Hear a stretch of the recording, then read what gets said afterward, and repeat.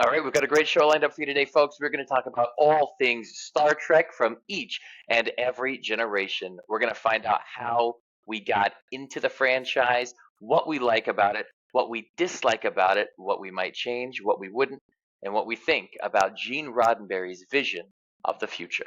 And even a few hot takes along the way. So, Oh, that sounds good too. yeah, man. Oh, can't wait to start the show. So keep watching. It's coming right up right after this. Hey, what is up, everybody? Welcome to the Geek Done Right podcast, where we talk about all things geek and basically anything we want. I am Steve, the News Newport, coming at you with the King Geek himself, Chris Dunn. What's going on, Chris? How's Yeah. things? Good, man. Yeah. Captain Fluffy Socks here. Good, good. Captain Fluffy Socks of the Starship. What starship would that be? Speaking starships, that's what I want to talk about today. We've got a lot. It's all things geek, all things all the time. But I think it wouldn't be geek if we didn't have a Star Trek episode right away, right? Like, Yeah, that's true. That's true. that's my thing. I came in this morning. I was like, "What should we do?" I want to talk Trek because that's never a bad thing for me. And Never, Star Trek is ever. back. It exists. It is around. It is there. And somehow they found a way for that to be polarizing too, even though it should be the easiest thing in the world. We can talk about that a little bit today. Yeah. Star Trek's one of my favorite things. That's why I'm excited to talk about it today. Yeah. And I love Star Trek too. I'm not as like into it as like I've seen other people. Like I enjoy watching it. I can I won't talk. quiz you on the whole thing. right. Like I don't know everybody that works in engineering on the Enterprise D, but I know a few starships, and I can talk a good game. I've at least seen like all the Star Trek shows. Really, I think that's all that matters. One thing is always, I don't want to say bothered me, but it's one of those things. Oh, you're not a real fan if you didn't watch all of Deep Space Nine and you can't quote all of Voyager or you can't. No, that's not how this thing works for me. There were That's people, not how this it, works. exactly, in '09, it was the most polarizing thing in the world. There was like, that's not really Star Trek. I don't like these movies. You know what? Somebody who didn't know who Captain Kirk was yesterday is a fan of Captain Kirk today. And that's, you know Yeah. what? And if they like that version and they didn't like the TV show, it's not hurting anybody else. Yeah, I mean, that's that's the thing true. about it. There's a Star Trek for everybody. That's true. That is true because like a lot of the different Star Trek seasons are just so different and everybody has their personal favorites. That's true. Mine, we'll talk about our favorites. What's mine is Deep Space Nine, but we'll get Agreed. deeper into that. Oh, DS9 for you too. Okay, so it's Yeah. not like we're going to debate the best and whatnot. But Nope. yeah, so obviously it's like-minded enough that we have the same ideals in what makes a good series and what makes a good character arc and what makes people a family and what makes you tear up when Chief O'Brien picks up the little piece at the end of the series that fell off of the Oh. Alamo model. Uh, Oh man, yeah. you know the one. Of course Yeah. you do. And if you're listening, you're saying you're crying or you're saying what in the world is he talking about? And that depends on whether or not you've watched Deep Space Nine. I'm not crying, you're crying. Exactly. I don't know who you're talking about, But Well, yeah, what you leave behind. What a great finale to what Ira Bear was correct in calling 179 episodes of quality television, one of which was yeah. Move Along Home. So I mean it is interesting how different the dynamic was like even like Michael Dorn who played Oh Worf yeah, he was talking about how different like the filming environment was where like DS9 was more serious whereas like the Next Generation was like they were laughing all the time, they were making all kinds of jokes and all sorts of things like that, but like I mean that might be fun, but DS9 was really about the story for me. Captain Cisco having his son, being a widower, and things like that. Well, uh, at least in the beginning we thought that no, he was a widower. That's right. yeah, In the absolutely. Yeah, in the beginning, Battle of Wolf 359, his wife died on the Saratoga, I that believe it was, that's right. That's why he had such a spicy animosity encounter. towards Picard. Yeah, That was a spicy encounter, man. That Um, is true, and right from the get-go, you could tell you were dealing with a very different Star Trek than what you had just seen. This person, you're supposed to love Picard. That's what you have to do is love Picard. If you're in the Federation, you love Picard. And yeah, here's our new lead, and he hates Picard. And yeah. we're gonna follow this guy for 7 years on a show that like, and we hate. And what's so funny is people are looking now, and you're seeing this. I won't get political here. That's not what our show's about. But they're saying Star Trek's becoming woke in the modern shows. It's like, folks, Star Trek has always been pushing these different boundaries and limits, and that's what it's been since the original. That's especially what it stayed in the 90s. It's never been anything other than a political commentary on what can be fixed in I our mean, the world. first interracial kiss was in Star Trek, Yeah, like between on William screen. Shatner and Nichelle Nichols, the first one. Exactly. You can't you can't compete with that. You can't compare with that. And did the original series do everything right by today's standards? No, you're No. gonna go on TikTok and you're gonna see everybody say this and that and that and that was bad and this and how can you watch this stuff? It's terrible. You don't Oh, have the to watch it. Klingons are horrible. Yeah, I've seen that debate, and I've actually been involved in that conversation because I do agree that was the wrong makeup choice Yeah. for actor John Colicos, especially. But that's not a point that this is about because Star Trek grew and evolved from that, and they That's weren't true. doing it in that episode to be anything other than a Klingon. That's because I look at him and I see a Klingon. I don't see anything else. And that's what Star That's Trek true. kind of did because it was that sort of believability. But it's also not my place to see or say what that would be. And that's always been important to me is that I don't comment on that stuff when it's not me. You know? Yeah. So going back on DS9, some of the things that really drew me to DS9 was like the whole being like the emissary versus like being well at first he wasn't even captain, so he was like leading the space station and then being this like religious leader for the Bajoran people. And like it was kind of that funny thing because he's like not even like really religious at all, and then like he becomes this like religious figure, but Mm, over time that role tends to shape him as he's like conversing with the beings within the wormhole, and then and that even like really comes into play a lot during the Jem'Hadar War, which was the point in time when I was like, yes, this is my Star Trek. that is peak Star Trek at the Dominion War, in my opinion. I completely agree with you there. To go back with the Cisco taking on that role of the emissary, you not only have him dealing with this, you have First Officer Kira Nerys, who is an amazing woman, a freedom fighter, a Bajoran who got through so much terrible, terrible stuff on her own planet, went through basically a Holocaust with the Cardassians, and now her captain, her commanding officer, is not only a Starfleet officer with whom she is at odds, but also the emissary of the prophets now. And Yeah. she does an amazing job of having to navigate through that and having to deal with that. And it's something you don't see in television very often, because she has the religion, and Star Trek absolutely handled religion in that series, and others Hmm. don't, and others just and people you watch it and they'll say, "Oh, they're all atheists because it's the future. They're all in science. They're all in nothing like that."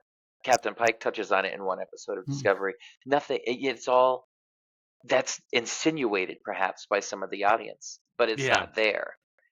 But with Nerys, with Major Kira, she's just the embodiment of walking the line of church and state almost. Yeah, yeah, and then Odo had a lot of The growth Constable Odo. over the series. I mean, even having having to come to terms with who he is versus the very people that essentially his own family in the Dominion. Like whose side is he going to be on? What is he going to Right. do? Even to the point of uh like I can only imagine, or you almost like felt that the feeling that he had when he had to basically destroy his own people. And that sense of longing for a sense of purpose and place, only to find out that it goes against everything you've learned to embrace and love in the Alpha Quadrant. Yeah. It was such a choice. And then, of course, the whole series was Shades of Grey, Starfleet using those tactics to infect, using Odo, using his people. Spoilers for Deep Space Nine if you haven't watched it. I really suggest it. Right. It is currently on Paramount Plus. No, but I think the spoiler ban the is over. it's lifted for a series that ended in 1999, Yeah. maybe. I mean, but it's but DS9. I mean, this whole episode can be a love fest to Deep Space Nine, and I will love that. There's so many series to talk about, but Yeah. the reasons that one is my favorite sound similar to reasons that it's your favorite. Nowhere is there a better written set of characters from beginning to end of a story. Maybe not of their whole lives, but of that story of where they're going. And like you said, when Worf comes over to the show, when Michael Dorn comes from the Next Generation, he was talking about how it's different, and it is different on screen just as much. That Worf, he steps in, he has totally different stories. He has totally chance to evolve that he wouldn't necessarily get to see on Enterprise, where they would do that every week over and over again on the Next Generation. Yeah, I mean, I think a lot of people kind of dog DS9 in the way of, well, there's not a lot of planet hopping and not a Hmm. lot of action all the time. I mean, there was plenty in the Jim Hadar War, but Leading that's up not to what it that, was yeah. about. Prior to that, yeah. It was really about character development. How do these people interact? All these people from different walks of life, different experiences, uh, learning how to work together. I mean, and everybody grows in different ways, and how do they like react to tragedies, and how do they grow from that? How do they move beyond that? And like.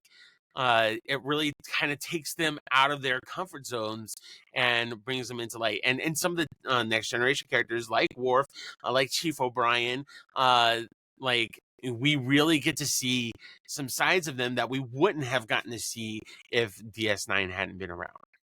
I agree. It really makes them a lot more three-dimensional as characters. It makes the Star Trek universe more believable to think, let's talk about Chief O'Brien, one of my favorite characters in the whole franchise. And what I love, Lower Decks said the most important person in Starfleet history, Miles O'Brien, which is Yep. funny. And it's such a guy. Colin Meaney, of course, an amazing actor playing him. But the Chief, here's an extra in the pilot of the Next Generation, and he grows to be a featured extra in the first couple of seasons of the Next Generation, and then and then he gets cast as a lead in this show, and his this character goes from, he's almost like the Frasier of the whole thing, Yeah, that's a good way to put it. I guess Worf is too, but like both of them came from the Enterprise, but Yeah, yeah, I got him as that. I want to say that Chief O'Brien got the spinoff, and that's what Deep Space Nine was. The whole yeah. thing was a spinoff for Chief O'Brien. Yeah, I can see that. I can see that. That's the way I'm gonna. That's the only way I'm gonna view Deep Space Nine from now on. Yeah. Is Chief O'Brien's spinoff? Yeah, yeah, and then like Voyager was good, but then we went back in time essentially with Hmm. Enterprise, and that had some controversial choices as well. One being the theme, as well as just some of the other things that happened over the course of the series. Yeah, one of the things about Enterprise that you can't talk about Enterprise without bringing up is the time period at which Enterprise went on the air, and Yeah, Enterprise is always going to have that issue of debuting on September 26, 2001. I'll never forget the day. It was actually one of the first shows on the air that wasn't news coverage in the United States. yeah, Was the new Enterprise episode. It came out at a time where the world, one, desperately needed Star Trek, and two, was the furthest from wanting Star Trek for a lot of reasons. One, what had just happened on September 11th of that year took everybody's mindset out of the positivity of Star Trek. And two, Rick Berman and Brandon Braga have said this all over the place. they were burned out. They had taken so many trips to the well with Star Trek. Voyager had just ended, and now we're rolling out again with something that nobody actually wanted in the first place. I True. don't dislike Enterprise at all. I love Enterprise. But nobody asked for Enterprise when it came out. And nobody really cares that it exists even now. And that's so controversial. And I love Enterprise. It's one of my favorites. Yeah. But it doesn't it so what? Right? And my hot take was I actually liked the last episode. The one where it was these are the voyages. Yeah. Yeah. That is a good hot take though. That's a fair hot take. I I as a actually liked it. I like it as a I like it now. I didn't like it then because I Yeah. liked Enterprise then, and you could tell that the people making Enterprise did not like Enterprise, and I did like Enterprise, so I took offense to the finale at the time. Now I don't care. Now there's like 7 people who should care, and all of them are actors on the show, and Yeah. most of them are still upset about it. So if you ever get to meet them, make Yeah. sure to piss them off and tell them, "Hey, what I about these are the voyages?" Yeah. I do think that it kind of like cheapened it a little bit having Jonathan Frakes and uh like their characters on there. I think it would have probably been a little bit of a better story if it hadn't have been like them on a holodeck. Oh, let's see how Starfleet started. How did we get That our was thing? I agree that was just terrible. And Lower Decks and Strange New Worlds would later figure out the perfect way to cross over generations and even mediums with no issue. Yeah. But they didn't have that back in the Enterprise days, unfortunately. And what they thought was a Valentine to the fans didn't work out. It just cheapened all of it for the Enterprise cast, cheapened it for people who were fans of Enterprise. I think I heard that Frakes didn't like it either. Yeah. Yeah. Like nobody That's what nobody I hear. enjoyed it, but it has been the butt of several jokes in modern day Star Trek, and so I really like that. There was an episode of Lower Decks where Boimler was on the bridge of the Titan, and Riker said, "Sorry, I'm late. I was on the bridge of the old Enterprise with Archer and his crew." You know, and it's so funny.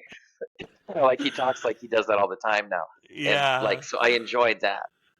At the time, though, I admit it, I was just out of high school when Enterprise ended, and it was like my Star Trek only because it was the first Star Trek that was new while I was a fan.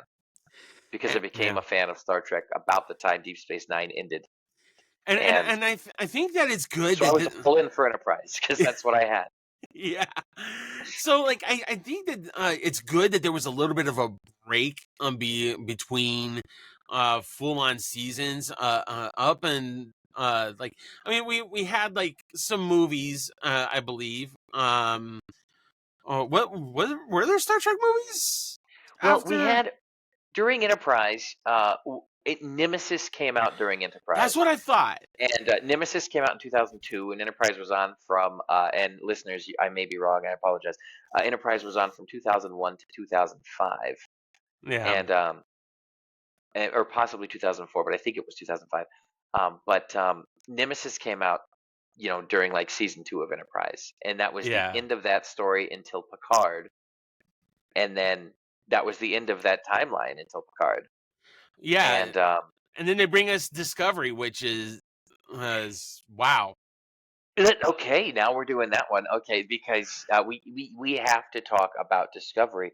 In my opinion, on Discovery has gone 180 from the day it came out, Yeah.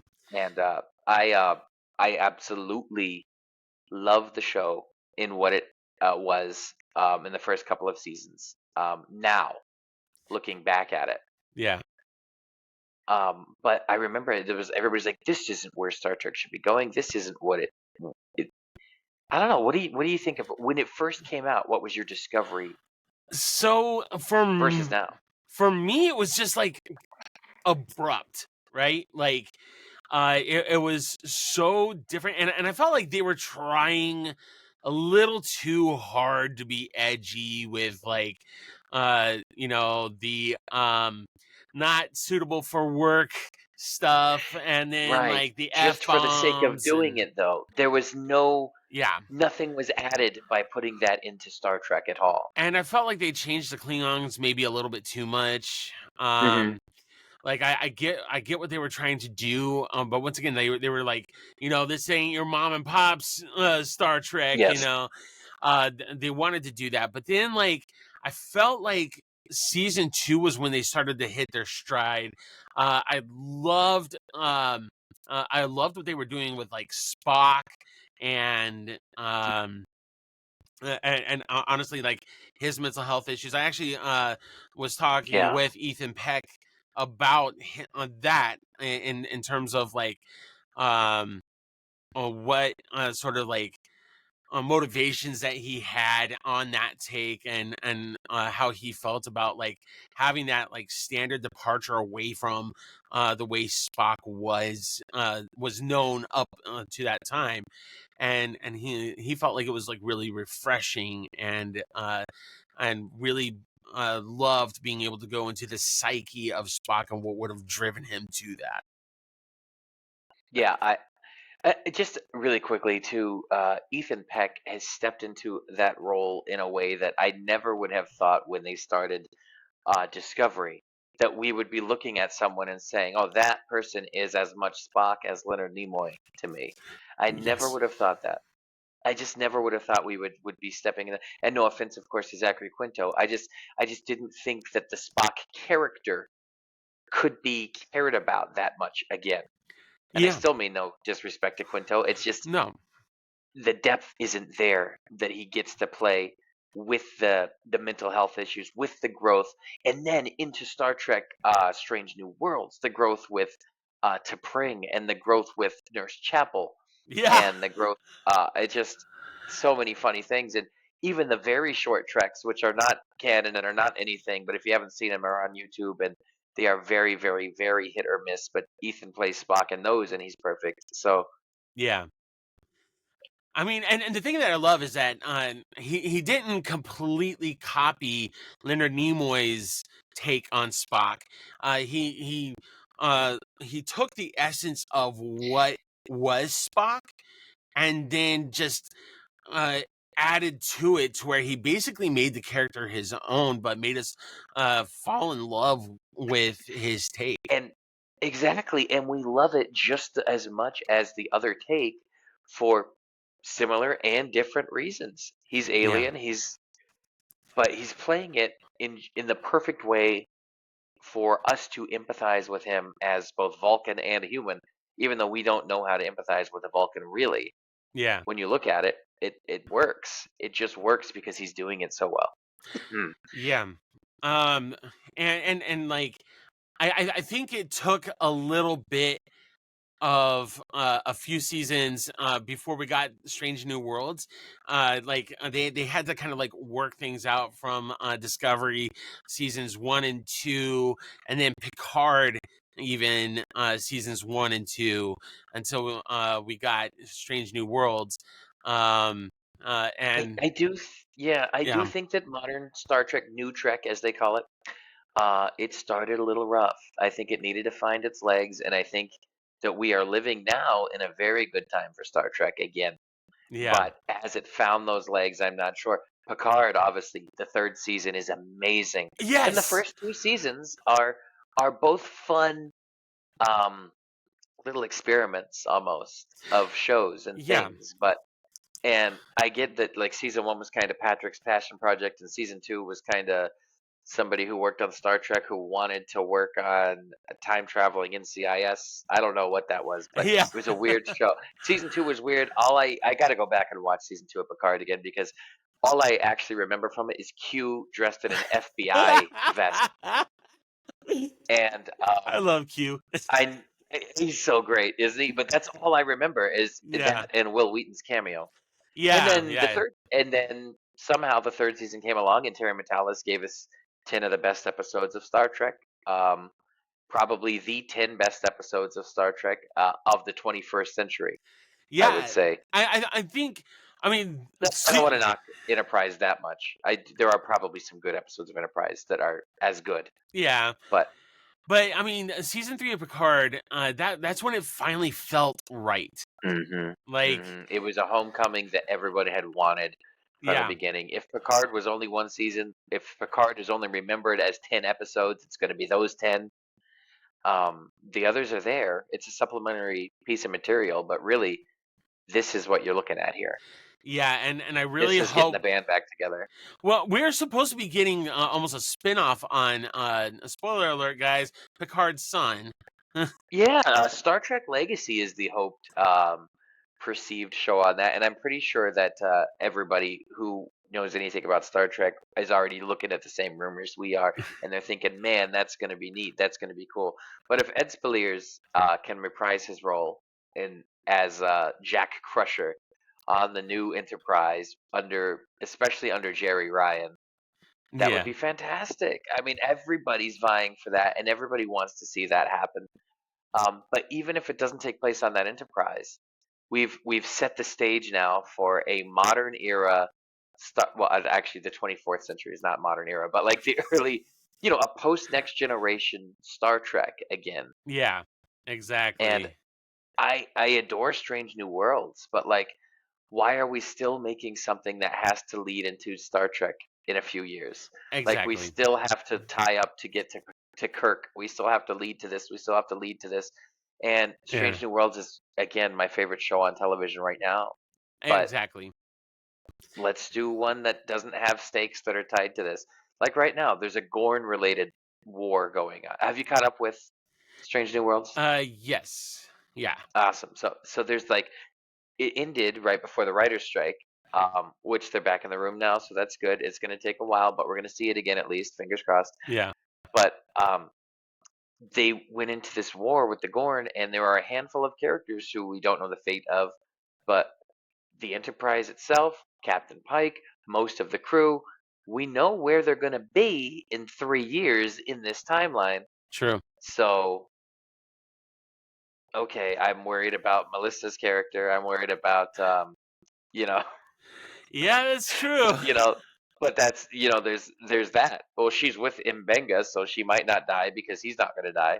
That's Right. that's the problem with doing a prequel. Yeah, and at the same time too, I like, while I love Mbenga and Nurse Chapel, I'm looking forward, like, oh man, who's gonna play Bones? Like, Exactly, exactly. who's gonna play Chekhov? Especially after we saw Scotty last time in the Yeah, finale of season 2 of Strange New Worlds when we meet Scotty for the first time in this universe. It's like, and again, I'm not even a big proponent of putting the TOS crew together. That's not why Strange New Worlds exists, in my opinion. right. But we're doing it. Obviously, that's the thing that's happening. So I can't wait to see who Bones is, and they need to nail him because he's got to be Yes. great. And obviously, it can't be Carl Urban because we already had him Mhm. as Bones in the other universe, and I can't think of anybody else offhand. So Yeah, but it would be. I would hope that whoever they get kind of takes the Ethan Peck approach, where you take the bones of yeah, the previous character, and well then stated. kind of make it you can make it your own. Yeah, I love that Ba-dum-tsh. exactly. Make your own character. Yeah, there you can take the bones of this world. No bones about it. And No, yeah, I totally agree with that assessment of the situation. What happened? Speaking of TOS, though, it was a show that started it all. Did you watch the original series Star Trek growing up? I didn't watch like every episode, but I did watch quite a bit of it. I mean, my dad watched it quite a My bit, and I parents would liked it. I would Yeah, sit and they watch it with that and him. TNG. Yeah, Yeah, I mean, we watched TNG religiously. Like, that was the one. Yeah, that I was would. it. I think there's a picture of me as a baby, and a beardless Commander Riker from season 1 is can be seen on the television in the background. And I wasn't a Star Trek fan yet, but it was always around me. You know, Yeah, yeah. so that was it. I think I remember when I first did get into it. Do you remember when you first got into Star Trek? Yeah, I mean, it was really, honestly, maybe season 2 of the Next Generation that I really started getting into it. Oh, scratch that. No, no. I got into Star Trek when I went to the theater with my family, and it was one of those old, like, dinosaur theaters, is what we would call them, where it was like just one screen in the entire theater. And we went and saw Star Trek Six: The Undiscovered Country. And Nice. I loved that movie so much. Christopher Plummer was perfect. Oh, David yeah. Warner, perfect as Klingons. It Yeah. was so good. And I was just like, okay, all right, that's it. I'm a Trekkie. And it happens. Star Trek Six will do that to you. Was that when it was brand new? In what was Yeah, that, it was 1991? brand new in Yeah. theaters. It had just come out. We were waiting in Wow. line to buy our tickets.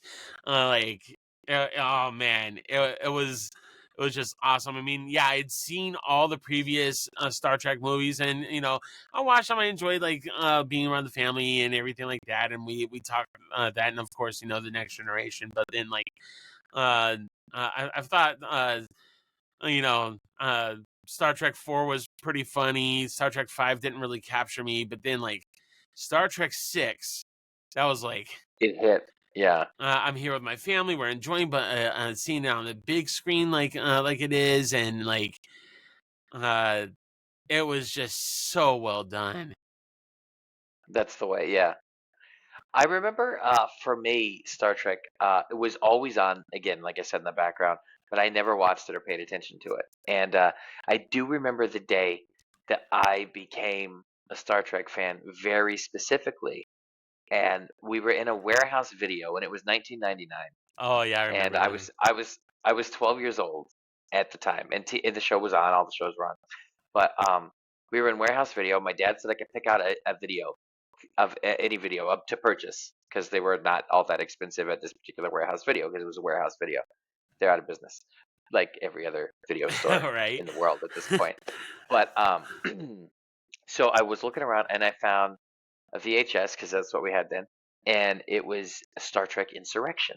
And Mmm. the box art was gorgeous. I literally did judge this book by its cover. It had the Enterprise E on and the crew underneath and the Baku like face of one of the guys from the movie. And Yeah, it had like this really nice shiny rainbow box on it. And like the light would hit it and it would reflect and it was beautiful hologram and it was like yeah, it I would later find out that it was not as cool as the first contact box, but that didn't yeah, matter at the time.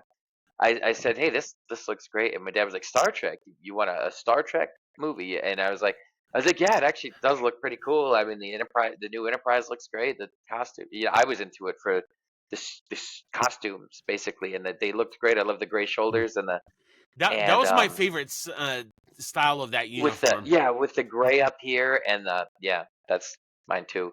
And so I said, "Yeah, I want this movie." We took it home, and my dad figured I wouldn't like it all that much. But we put it on, and there it was, and I really, really enjoyed it. And from there, Voyager was on in repeats on UPN at 9 p.m. every night. By that point, Yeah, I just started watching it, Voyager right then, and then anything else that picked up from there and there and there. And of course, DS9 was in the process of ending when all this happened. yeah. So if I did catch an episode of that, I didn't really understand it or do anything. But once DS9 came back around, that's that's when I caught it, and that became the best of Star Treks. Everybody gets introduced to the different fandoms in different ways. I mean, Hmm. I think it's cool that like that was kind of the moment. Even though like everything around Trek was always around you. Like Trek was always around for me, and I didn't fight it. So, Right, right. That was the but for moment you, Ashley chose it. I was like, "This is, you know what? I'm gonna like Star Trek on my own accord." And I've never yeah, looked back. And it's been. I'm so glad that we have to talk about this place that I used to frequent. Star Trek: The Experience existed during oh the my exact right time gosh, of my life, my did you formative get to years. go? Oh, yes, sir. Yes, I did. I lived in Arizona at the time, so we would go. Oh my gosh. I spent so much time on board that Enterprise set and on board Deep Space Nine and at the History of the Future Museum. I would go to Oh. Quarks all the time. I knew many of the actors and staff.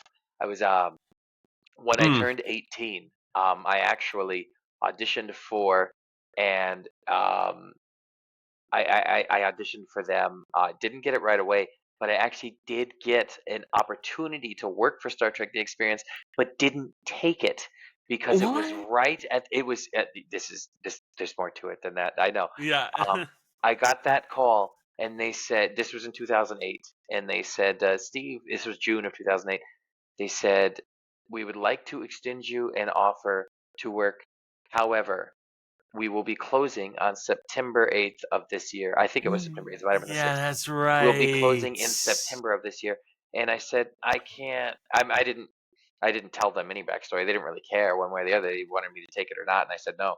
But the reason I said no is I didn't want to relocate to Las Vegas from Arizona at that young age with a job for only a few months.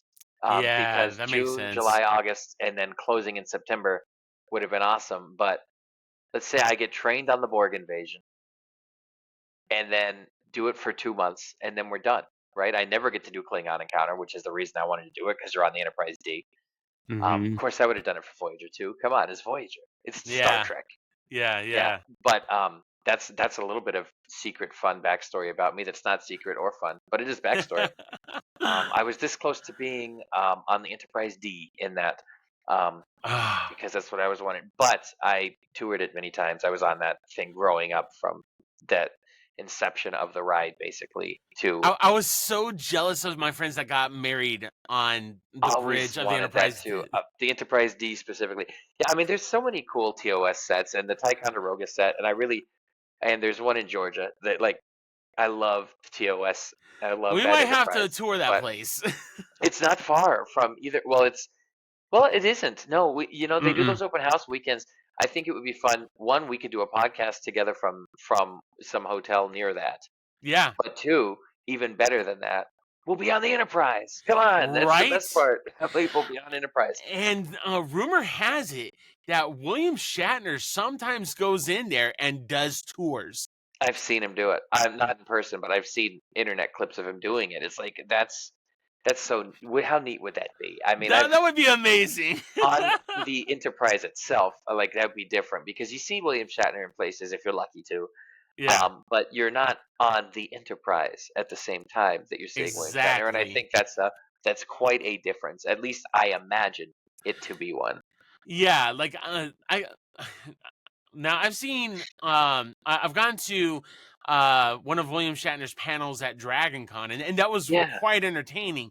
But it would be like a Dragon Con panel, but on the Enterprise. exactly, exactly. You're having the moment, you're hearing the stories, but I can only imagine that Bill himself being on the Enterprise brings out some different stories.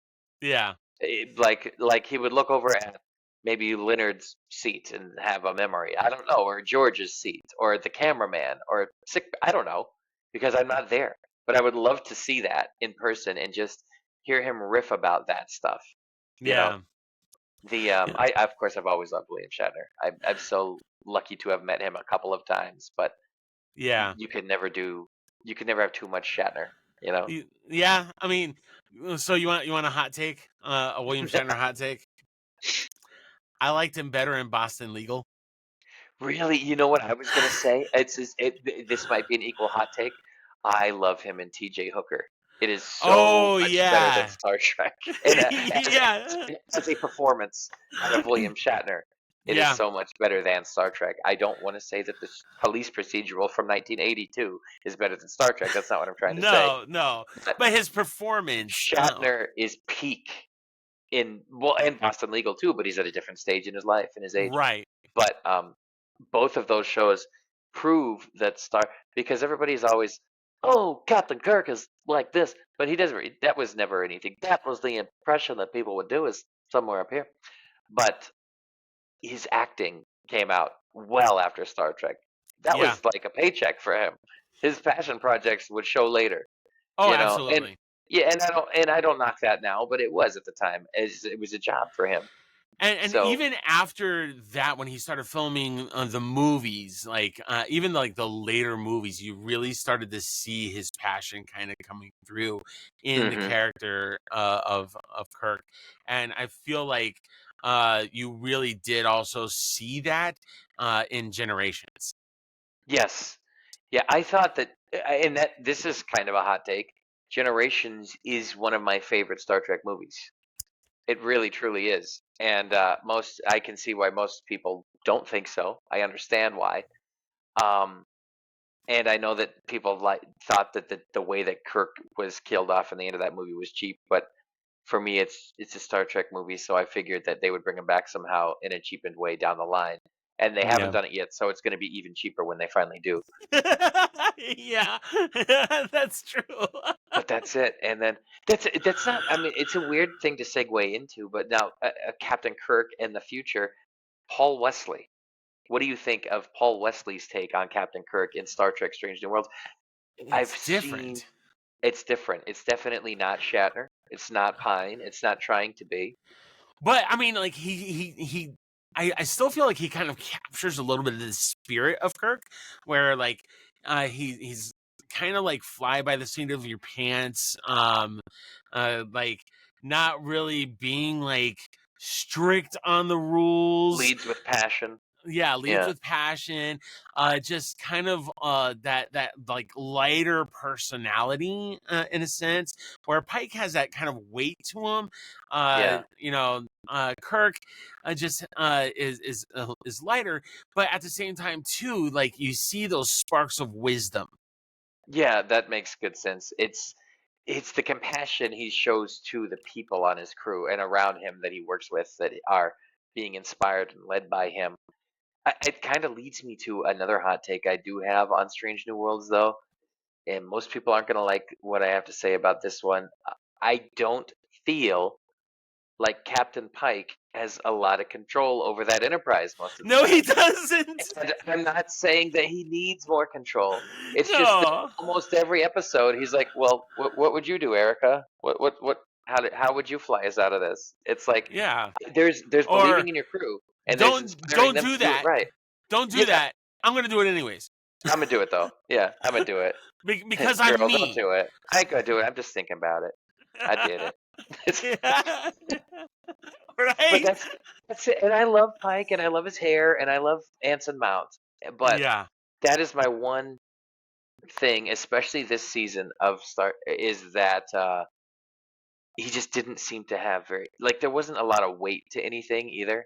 Even though there's Federation-wide things going on and threats and stuff, it just Yeah. felt like you know the stakes weren't high. Right. And the other thing of it too though is like he recognized the specialty of each of the individuals within his crew, and then like he allowed them to do what they do best.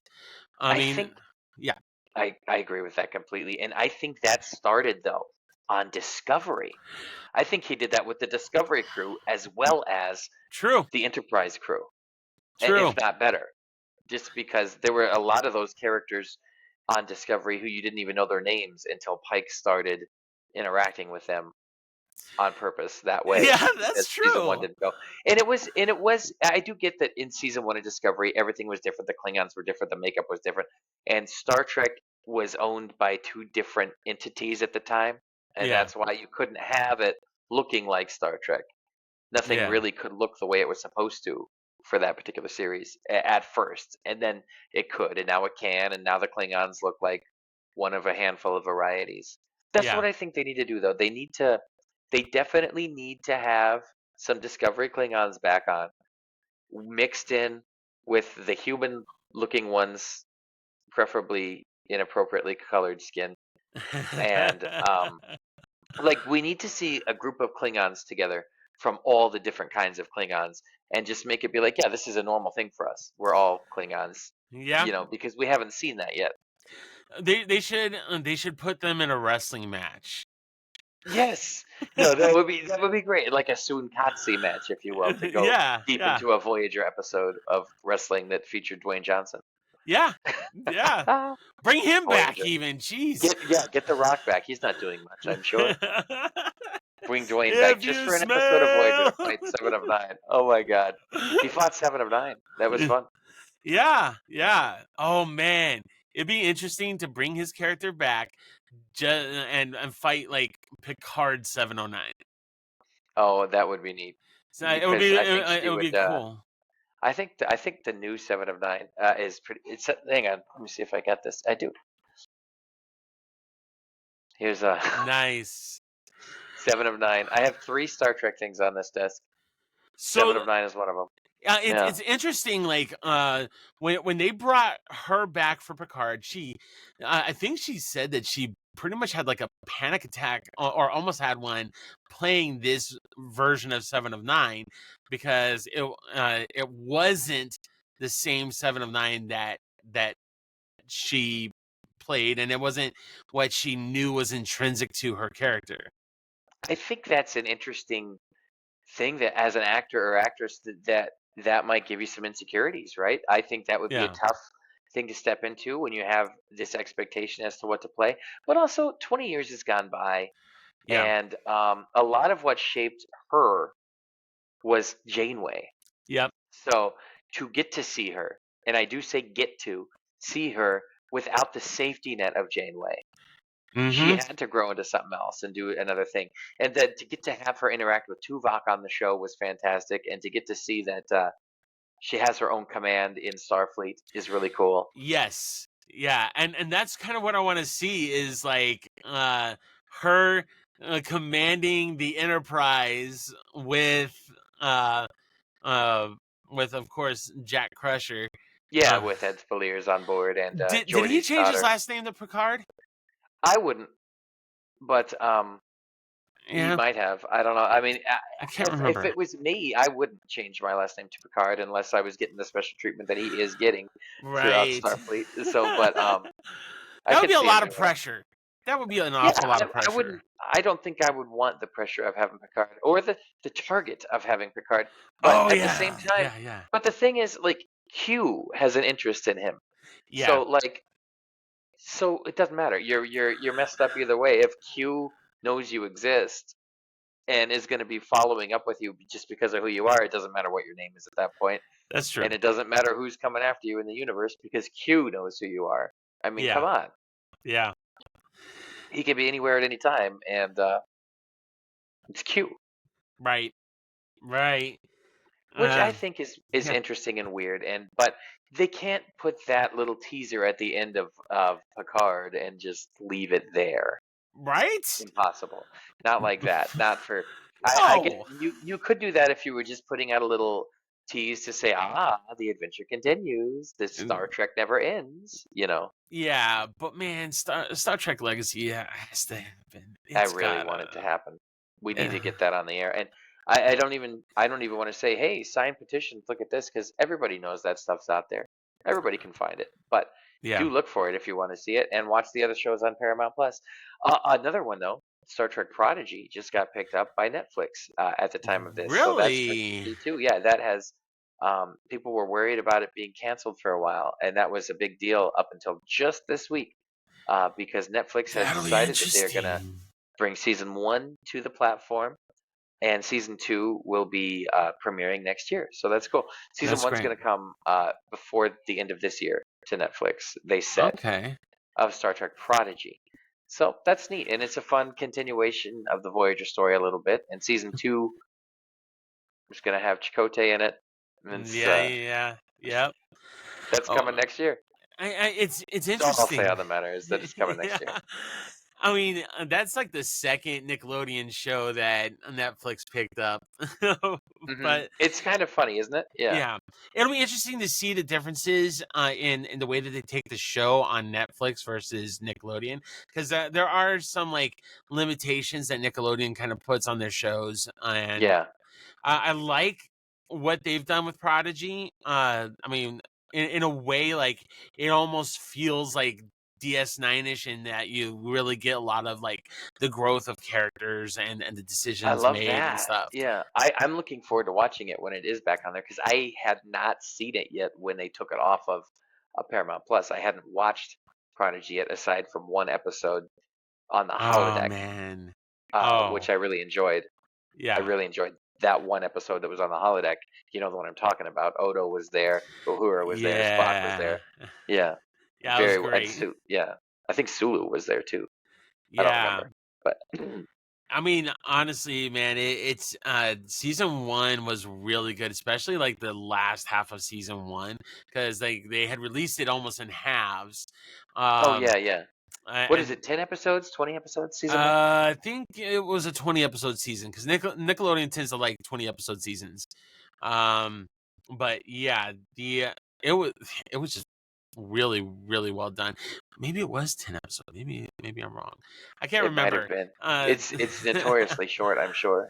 Yeah, but I think they did an excellent job. I think it's interesting the changes that they made to the ship itself, with its warp system.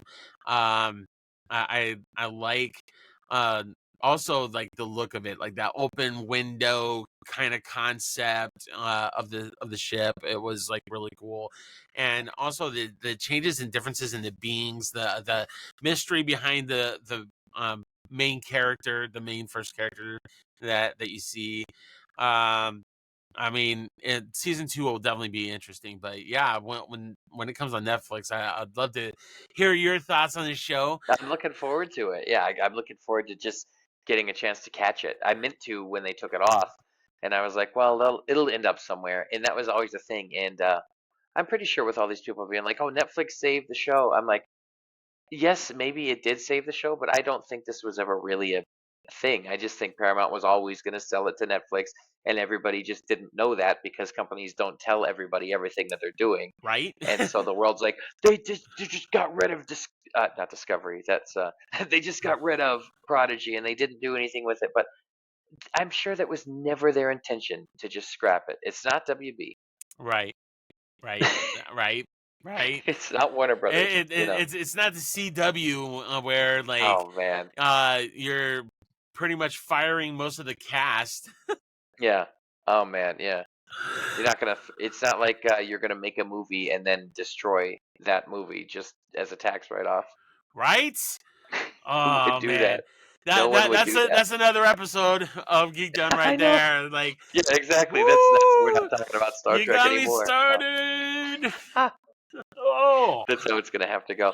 But no, this has been a good. There's still more Star Trek to talk. There's plenty of talk to Trek. Oh yeah, there'll But be more episodes definitely. let's hit one more thing before we go, Okay. and think of something throughout all of Star Trek that you maybe didn't like. Or maybe Ooh. you've changed your opinion on it now, but at least at the time you didn't like it. Um I did not like how loose Riker was with the alien women. All right, that's an interesting take. That's I get what you're saying there. Yeah, that's a very '90s Riker, a very Yeah. cavalier look at things, and I can definitely respect that opinion. That's something that you would change about the Riker character. Yeah, I like that. yeah. I like that Ransom on the animated series kind of makes fun of the Riker persona with things like that. Yeah. Yeah. Yeah, and I loved when what's his face from Lower Decks comes into Strange New Worlds, and the first thing he wants to do is Riker. The Riker. Yeah, that was so great getting on the saddle. Yeah. Riker. Oh man, they're a good cast. Yeah. The lower decks people are all great. It's made by fans, you can tell. Oh, So absolutely. but all Star Trek is now, and all Star Trek should be, because if it's not, just find a fan, and they can do a Right? better job. So let them do it. Yeah, Right. that's my take on that, at least. Yeah, Agreed. So what about you? What's one thing that you would change in all of Star Trek? it's tough for me, and what I would change is I don't know. It is really tough, and we've already talked about kind of the one thing, and that would probably be the way Enterprise ends Yeah. overall. Yeah. What I would have, Yeah, I I agree. understand the Riker story, and I understand what they did with the holodeck there, and I understand. But if they had done that, that all took place right after a Romulan war, which would have been an amazing movie, Mm-hmm. which would have been an amazing something. Like the one thing I would change is that the 4 seasons of Enterprise would be regarded a little bit differently. But I mean, and now with Netflix. Now with the way the world changed with Netflix, it's not even Netflix, it's Paramount Plus now, but it doesn't matter who has the show. It matters fans are now watching shows differently than they did when Enterprise was in production. True. And if Enterprise was in production today, it may be as popular as Strange New Worlds, or more popular, or Probably. differently popular, or equally popular at least. Yeah. So if I could change anything, it might not even be something that needs changed. It might be something that can still be redeemed. Let's say if they do a special about Captain Archer down the line, that's fine. Don't ruin anybody from Enterprise, No. but give them an ending and a cap off that's really nice. Unfortunately, Jolene Blaylock has retired from acting and doesn't need or want to step back into it. So that'll be tough if T'Pol isn't there. But if you can do Yeah. anything with Enterprise to bring them back and celebrate them one more time, that's the one Star Trek mistake I would fix. And it's not a mistake, it was a decision. It's the one Yeah. decision I would change. I would find a way to celebrate the crew of Enterprise. Well, I mean, like with the newer series, they've kind of redeemed some of the choices Yeah. from like pretty much everything except for Enterprise. I think that's a really good thing. I mean, like I was not very happy that what they did with Data at the end of Nemesis. No. Um, I and like the way that was later redeemed, but it took 30 years to yeah, to it do was it. definitely Or not resolved. 30, but 20. Yeah. And there were like lots of different things that had been resolved that were kind of like not well accepted choices from previous Star Trek seasons. So like I think it would be good to have some sort of like redemptive end to Captain Archer. Exactly. I think that's the best way to put that, basically, a redemptive end to Captain Archer, because the character and the story deserves one. It was the first Enterprise, and if you're going to make this series matter, you can't just decide it doesn't later. And that was one thing I absolutely adored about the Lower Decks Strange New Worlds episode, those old scientists. Not only were those two shows crossing over, they both, Boimler and Captain Pike, had a reverence for Captain Archer and the NX-01. And that reverence led to the solution of the problem, Yeah, because it had a piece of the NX-01 in their Enterprise. It's like, that's the kind of reverence I'm talking about. That's the kind of thing I want to see. And that's the kind of, like, now how do we figure out how to time travel again? Boimler used that machine to go here. Let's put Pike on Enterprise somehow. Let's do something, or let's bring Archer to the future. Let's yeah, they never resolved. The temporal Cold War did get resolved, but they never showed the future guy, and all that stuff with the Suliban. And I'm not yeah. saying that I want to see that storyline back.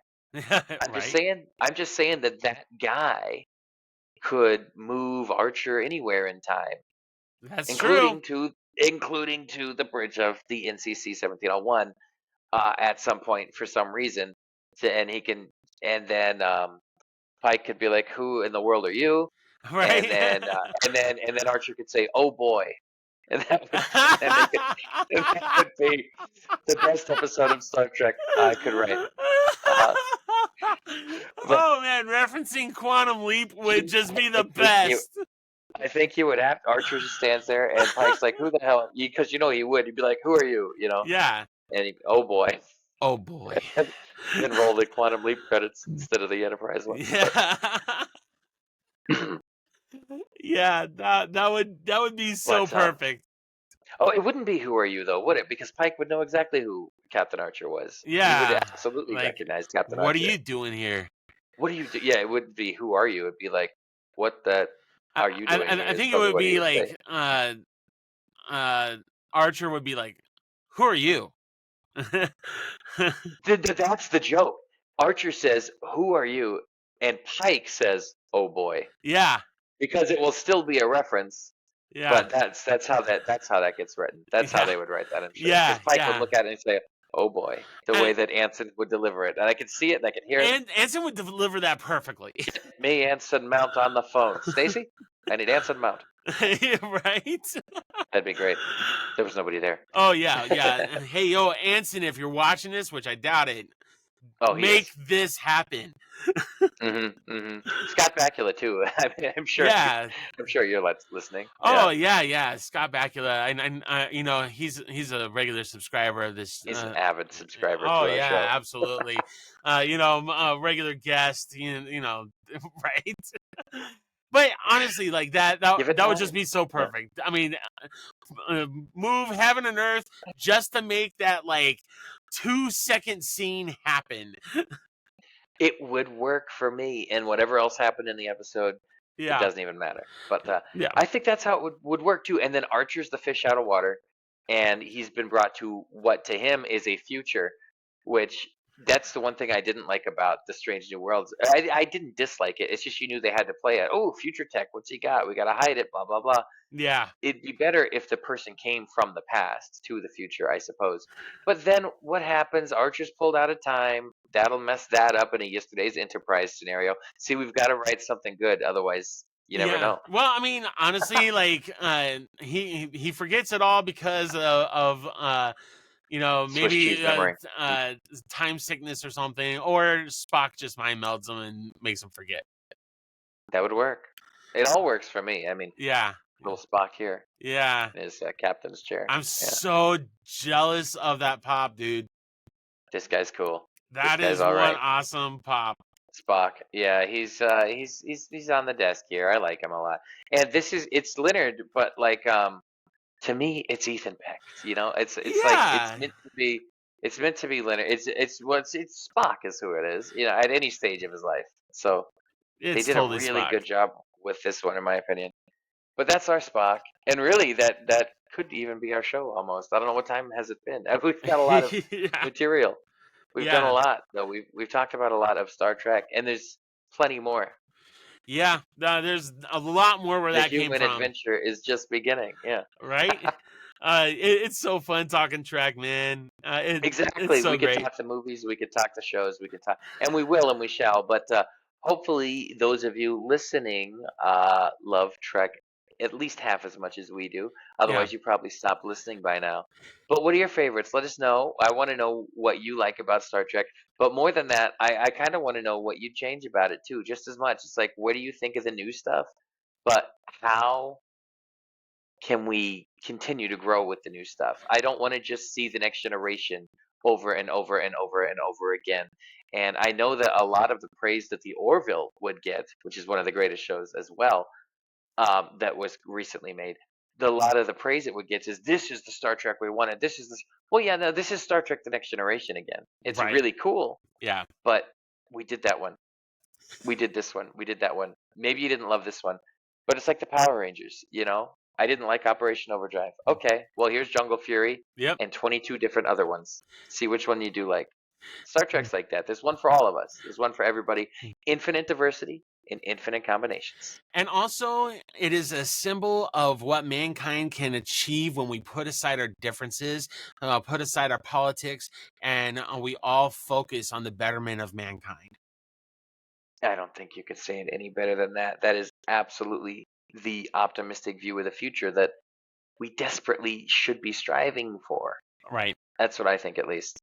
Agreed. With that, my friends, this has been another Geek Done Right podcast. It's great times. I'm Steve. He's Chris. Ladies and gentlemen, live long and prosper. We'll see you next time.